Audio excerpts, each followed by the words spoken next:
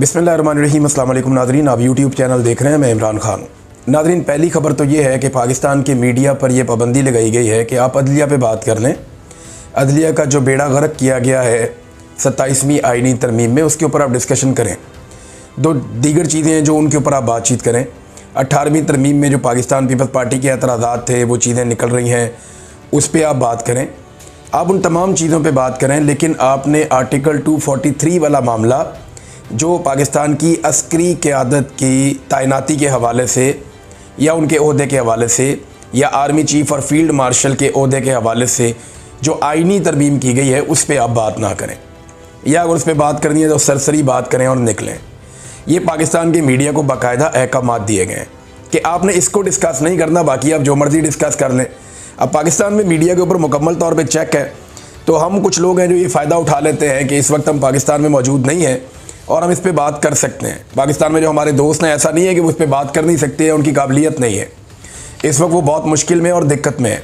वो जो कहना चाहते हैं वो कह भी नहीं पा रहे, तो फिर हमें ज़्यादा ज़ोर से कहना पड़ेगा ताकि आम आदमी को समझ आए कि पाकिस्तान के आइन के साथ ये जो डकैती मारी गई है, साजिश की गई है, शब खून मारा गया है, ये एक्चुअली है क्या। पहले ज़रा आप समझ लें, मैंने बिल्कुल बात नहीं करनी उसके ऊपर, अदलिया वाले मामला पे। उस पर अगर आपने बात सुननी है तो जाके आप सिद्दीक जान साहब की बात सुन लें, बाकी जो दोस्त पाकिस्तान में हैं उनकी आप बात सुन लें, वो आपको मेरे से बहुत बेहतर समझा देंगे कि अदलिया के साथ क्या हुआ। मैं आपको वन लाइनर बता देता हूँ कि पाकिस्तान में एक अदलिया हुआ करती थी, बस। मेरे पास इसके हवाले से एक खबर है कि पाकिस्तान में एक दफ़ा का जिक्र है कि पाकिस्तान में एक अदलिया हुआ करती थी, बस। अब वो हुआ करती थी, अब वो नहीं है। मेरे पास खबर सिर्फ इतनी है। तफसीलात अगर आपने सुननी है तो पाकिस्तान में हमारे बहुत सारे दोस्त हैं जो इसके ऊपर बात कर रहे हैं, उनसे आप सुन लें। मैं बात करूँगा सिर्फ फील्ड मार्शल आसिम मुनीर साहब को मिलने वाली सहूलियात के ऊपर, और उन्होंने वो सहूलियात क्यों ली उस पर।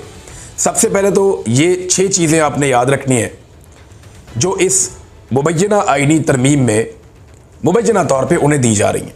नंबर 1, जो फील्ड मार्शल का ओहदा है वो उनका ताहयात रहेगा। हुकूमत ने काम तो बड़ा वाहियात किस्म का किया है, लेकिन मैं आपको उसकी तफसीलात बता रहा हूँ कि फील्ड मार्शल का ओहदा ताहयात, फील्ड मार्शल के ओहदे के लिए मुराद ताहयात, उन्हें ताहयात इस्तस्ना हासिल होगा मुकदमात से। ये 3 चीज़ें होगी। नंबर 1, ताहयात फील्ड मार्शल रहेंगे जब तक जिंदा रहेंगे, अपनी मौत के मुकर्ररा वक्त से एक लम्हा पहले तक वो फील्ड मार्शल रहेंगे। ये उन्होंने आइन के अंदर लिखवा दिया। नंबर 2 लिखवा दिया कि ताहयात अपने मरने से एक लम्हा पहले तक भी उन्हें वो तमाम मुराद हासिल रहेंगी जो उन्हें अभी हासिल है। नंबर 3, उन्हें ताहयात एक इस्तस्ना रहेगा, वो आइन तोड़ें, वो कोई काम करें, वो कुछ उल्टा सीधा कर दें, पाकिस्तान में कोई जुर्म उनसे सरजद हो जाए तो उनको अब एक इम्यूनिटी मिलेगी, एक इस्तस्ना मिलेगा जो सदर पाकिस्तान को सिर्फ उसके टाइम ड्यूरेशन के बीच में मिलता है। सदर को एक इस्तस्ना होता है और वो सिर्फ उस टाइम तक के लिए होता है जब तक वो सदर के ऑफिस में होता है, उसके अलावा उसको वो इस्तस्ना नहीं मिल सकता। तो ये इस्तस्ना फील्ड मार्शल के ओहदे को सारी ज़िंदगी के लिए मिल जाएगा, यानी आसिम मुनीर साहब अपनी मौत से एक लम्हा पहले तक कोई भी जुर्म करेंगे उन्हें इस्तस्ना हासिल रहेगा। नंबर 4, इनको नौकरी से निकालने का तरीका इंतहाई मुश्किल बल्कि नामुमकिन कर दिया गया है। पाकिस्तान में आज तक किसी भी सदर को इम्पीच नहीं किया जा सका, तो इन्होंने इम्पीचमेंट का तरीका इस पर लागू कर दिया, या फिर कोई 2/3 अक्सरियत लेकर आए और लाकर आइन को बदले। चौथा यह है कि नौकरी से नहीं निकाला जा सकता, या ये फील्ड मार्शल का ओहदा ख़त्म ही नहीं किया जा सकता। 5वां यह है कि पूरी मुसल्लह अफवाज हत्ता के जो एटमी प्रोग्राम तक है उसके ऊपर फील्ड मार्शल का पूरा कंट्रोल हो जाएगा। वो हर चीज़ को अपनी कमान में ले लेंगे और chairman chief of joint staff का ओहदा जो है वो ख़त्म हो जाएगा।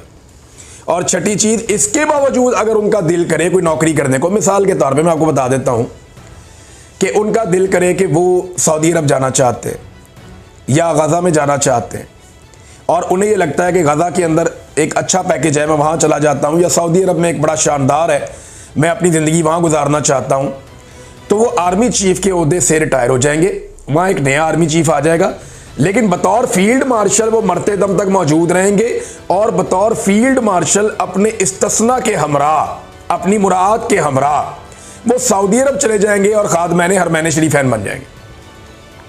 समझ आइए आपको, ये छठी सहूलत भी उन्हें हासिल है इस आईनी तरमीम के अंदर। मुबैना तौर पे अब तक जो चीज़ें सामने आई हैं, ये इन्होंने किया क्यों? देखिए, एक बात आप जहन में रखें कि जनरल आसिम मुनीर साहब ने जनरल बाजवा साहब की हालत देखी है। उन्होंने देखा कि जिस जनरल बाजवा के जूते पॉलिश करती थी नून लीग और जिनके बारे में ये बार बार कहते थे हमें इलेक्शन जितवा दो, ख्वाजा आसिफ ने बाकायदा जनरल बाजवा को व्हाट्सएप कॉल करके कहा कि मैं इलेक्शन हार रहा हूँ, क्या कर रहे हैं आप, और अपना तलक मलक लगा के उन्होंने इलेक्शन जीत लिया। जिस जनरल बाजवा के ज़रिए से इन्होंने इमरान खान के खिलाफ तहरीक अदम एतमाद को कामयाब बनाया। अब ये खुद ही बताते हैं ना, इनके अंदर से बंदे उठ के रोज़ाना बताते हैं। फजल रहमान ने बताया, बाकी सब ने बताया, शाहिद खाकान ने बताया कि इमरान खान के खिलाफ अदम एतमाद के अंदर हम सारे शामिल थे और फौज ने हमसे मिलकर करवाई है।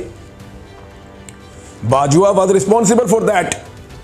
मोहम्मद जुबैर भी बताते हैं, अब तो सब खुलकर बता रहे हैं, ऐसा नहीं है कोई ढकी छुपी बात है। तो जो जनरल बाजवा के साथ मुस्लिम लीग नून ने और पीपल्स पार्टी ने की है ना, जो जनरल बाजवा की बैंड बजाई है इन्होंने मिलकर उसकी रिटायरमेंट के बाद, तो आसिम मुनीर साहब को यह समझ आ गई कि ये लोग किसी के भी सगे नहीं है। जिस दिन मेरी वर्दी उतरेगी ये मेरी भी बैंड बजा देंगे। इमरान खान का खौफ तो उनको है ही, उनके दिमाग में ये बात बैठी हुई है कि इमरान खान का रास्ता रोकना मुमकिन नहीं है, प्रेशर बढ़ता जाएगा, एक वक्त आएगा इमरान खान को छोड़ना पड़ेगा, मुल्क चल ही नहीं रहा। अगर मुल्क को चलाना है, सियासी इस्तेहकाम लेकर आना है, तो इमरान खान को जेल से बाहर निकालना पड़ेगा।